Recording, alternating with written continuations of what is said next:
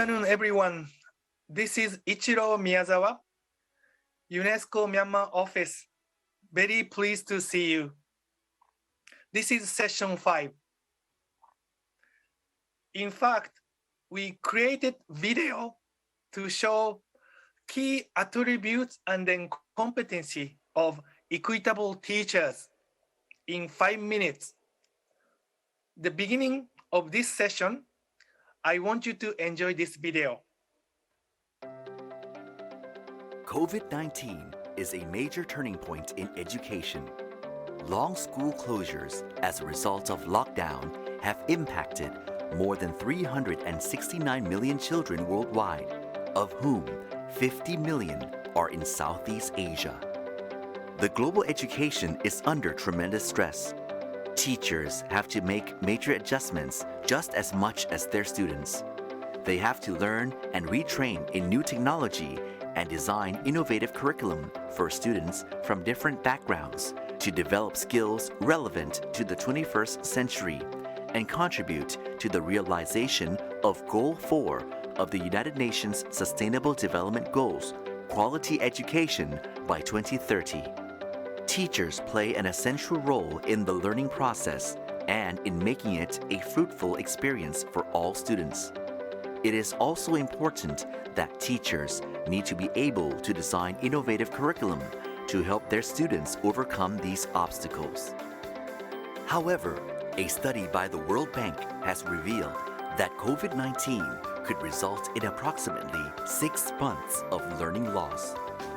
Challenges facing teachers in Southeast Asia are no different from those of other regions. Yet, in the case of Southeast Asia, these challenges are further aggravated by the rising inequality in education compared to other parts of the world. According to the latest UNESCO report, over 12 million students in ASEAN member countries and Timor-Leste have dropped out of school, most of whom are the poor and disadvantaged children most affected by the pandemic. The role of equitable teachers who have equitable mindset, is therefore crucial during these challenging times, because in addition to being educators, they also have to reach out to their students to provide access to quality education and prevent children from dropping out of school. This is especially important for those in high-risk groups, such as children from poor families, disadvantaged children, migrant children, and children with disabilities. As the teacher's abilities have been identified as one of the important factors in ensuring quality education for all, what attributes do teachers who have equitable mindset need? 1. Care and respect for each children. Know their strengths and weaknesses and make them shine. 2. Encourage and inspire students to be confident. 3. Stay curious, humble, and eager to learn. 4. Innovative, creative, flexible, not afraid to take risks, have leadership skills, and being adaptable. 5. Effective communication skills to listen, entertain, and promote children to speak and think critically. 6. Understand social and emotional learning and psychosocial skills. 7. Bring the real world to the classroom. Teachers need to be supported in this challenging endeavor, and it is time for Southeast Asian countries to ensure high-quality teacher development and training that is well prepared for any disruptions to global education. This is a reimagination of education and teachers' development in order to ensure equitable access to education and the realization of all for education. Did you enjoy the video? What did you think of it? Let me ask you to think about best teacher or best manager or boss or your friend who largely contribute to your growth, intellectual growth, mental growth, or special growth, or somebody support you to realize your good potentials. Let me pause 15 seconds and please think about them.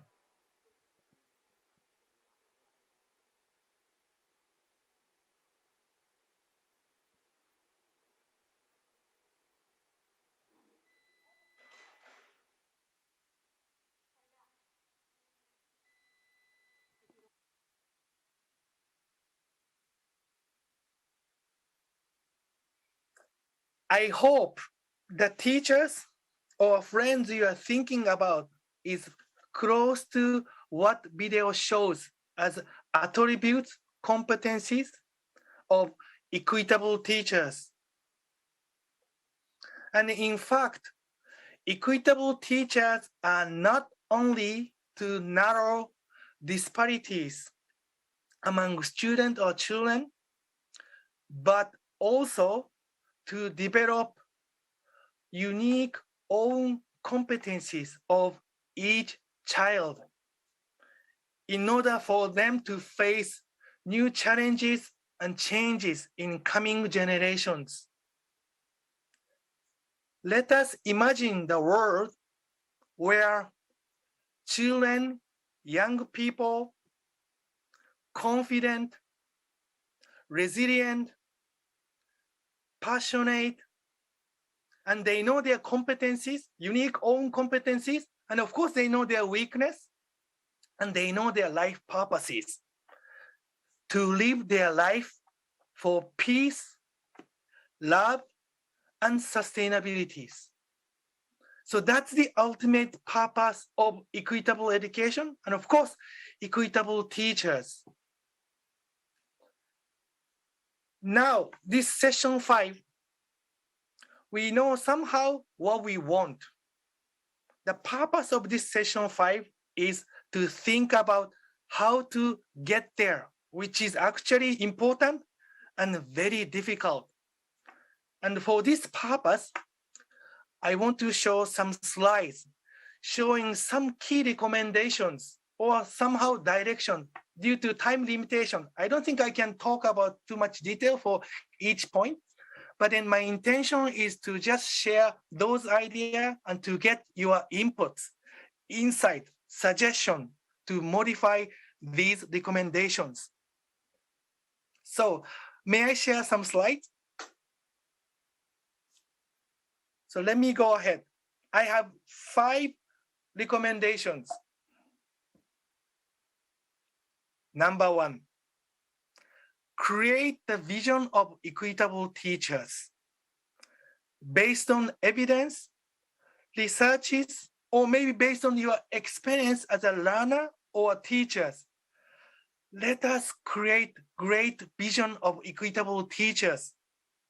And please make sure that this vision give us energy, inspiration, and hopes. And of course, these vision must be realistic and achievable. And after creating this vision, let us share as broad as possible. And the important point is we try to put this vision into our Education Act, National Education Planning, policies, or maybe teacher education framework, whatever available, important documents. Every key document, we have to feature this vision. So that's number 1 point. Number 2, promote continuous professional development of equitable teachers. Equitable teachers are not on paper. They are on the ground. And of course, equitable teachers are not something we want to import. They are not coming from outside, but it's something we can find on the ground.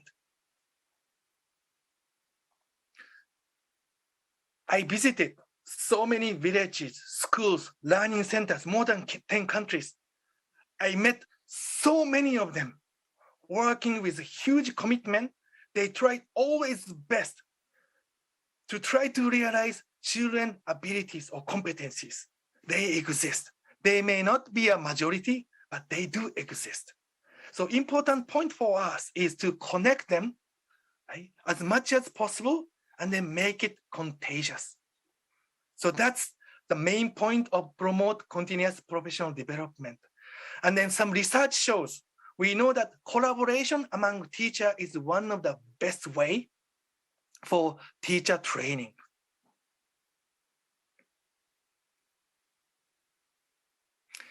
Next, number 3, decentralized support system for teacher to leaders with responsibilities.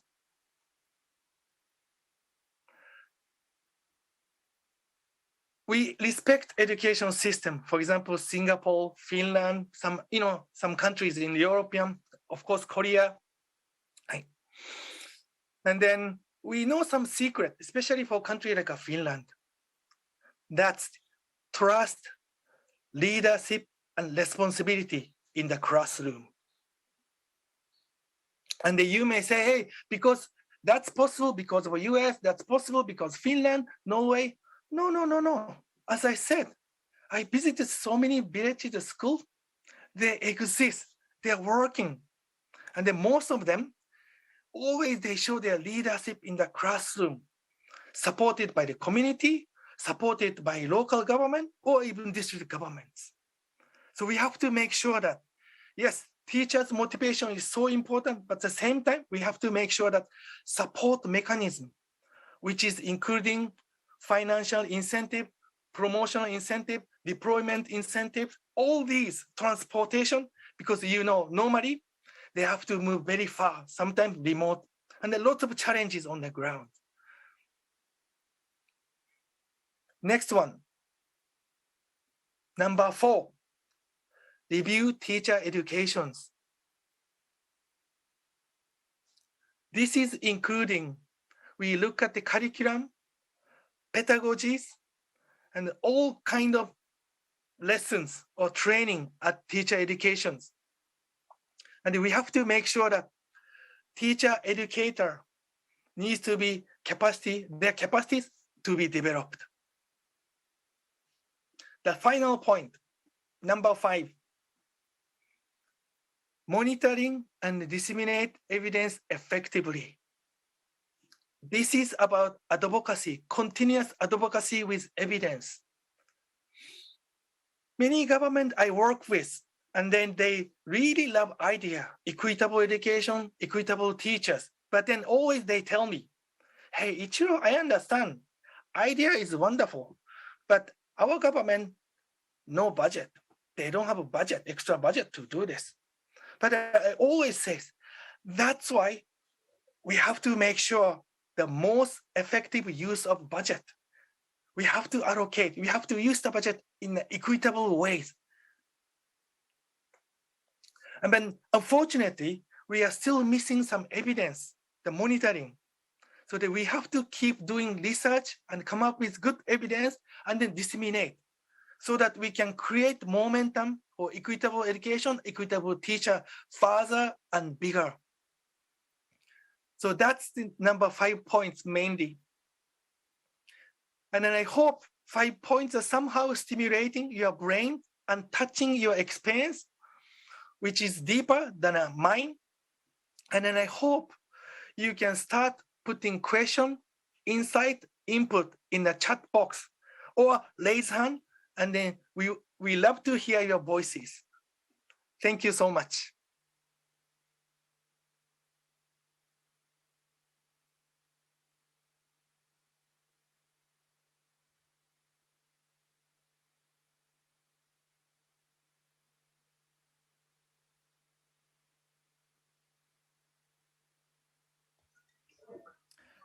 Good afternoon and Sawadee-kap. Thank you so much for today participating. So many people. I heard that 3,700 people registered this event. Quite exciting. As I said, in this next 10 minutes, we want to hear you more I know many people, let's say the teachers, government official, expert are participating in this important conference. And then please share your insights and suggestions to improve our teacher education or to help teacher to be a leader or equitable teachers. Please don't be shy. Any comment input will be highly appreciated so that our recommendation can get better. All right, thank you, Mr. Ichiro Miyazawa, for the presentation. I'll be helping with the Q&A for this session. So we have a couple of questions sent in by the audience. So without further ado, Mr. Ichiro, the first question is, how should we connect equitable teachers in a community to develop professionally together? And how can other teachers learn from this community? I think that's a great question. Let's look at the reality of teachers. I'm a Japanese, and then I was looking at interesting article some time ago, which says the teachers are too busy to share any time with students. As a teacher, and for us, I think most important point is they share the time. They teach children. They enjoy teaching, share time with students. But then the reality is they are too busy. And then you may want to ask, so why are you, busy, or what you are doing, right? But then after meeting or reporting after reporting, and then reality is they have no time for students, which is a bit ironic. But then I'm not here to blame anyone, but that's the reality they face. But then important point is, like yesterday and today, we met so many teachers, great teachers who are making great changes on the ground.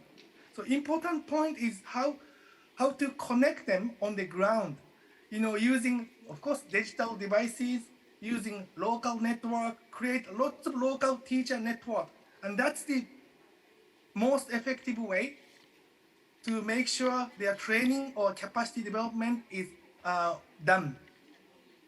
So I would really recommend that at local, digitally, or even physically, create lots of network to connect teachers.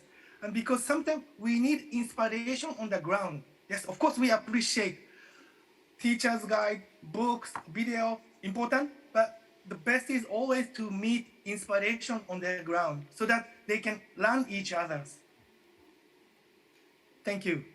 I see. All right, moving on to the next question. Can you list the practices and incentives that governments have made to make education decentralized? Yes, I think important point is the result. We have to look at the result. And then we have to realize that even one country, any country, we have huge diversities.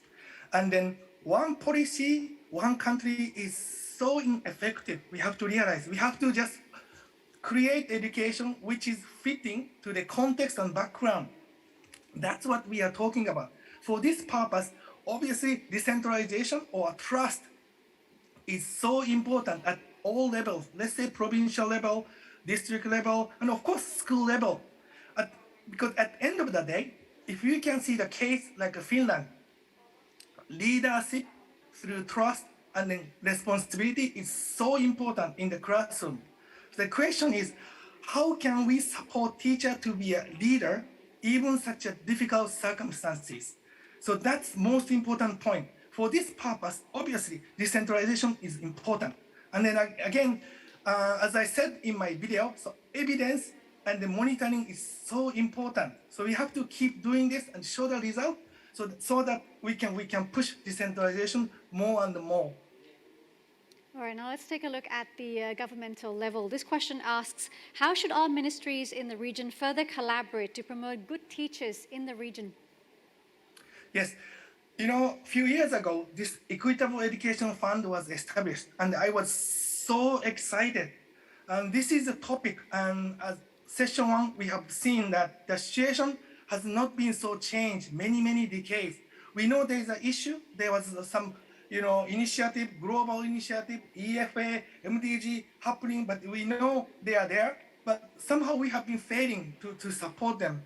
And then Thai government decided to create equitable education fund, and then specifically working for the children disadvantaged. Let's say last 5%, 10% in Southeast Asia, not only in Thailand. So this is great momentum. The important point is just get them connected, government, and try to support each other. So it's highly, I highly recommend that this kind of meeting, or digitally or physically, keep continuously meeting, just keep up learning each other and create good momentum. So that's the best way for us to keep this momentum for equitable education. And otherwise, after even 10, 20 years, we will see the same situation. We will see some deja vu kind of meeting or discussion forever. So this is the time for us to make changes through this momentum.